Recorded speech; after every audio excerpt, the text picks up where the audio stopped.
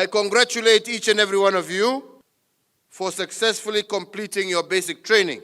You are joining the ranks of our defense forces at a very consequential time in our nation's history, a time when our sovereignty and the inviolability of our borders are subjected to unprecedented threats.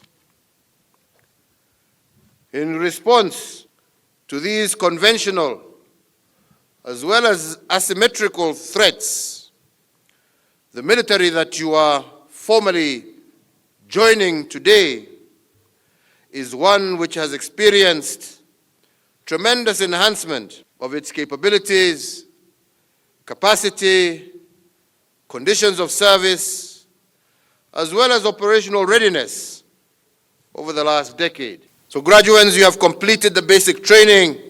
As the phrase suggests, this is only the start. Do not rest on your laurels.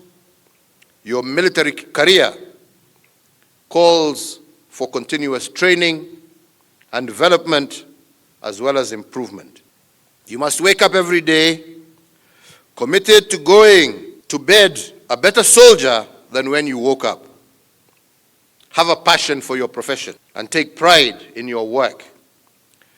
Be a soldier that future graduates will look up to and seek to model their behavior on.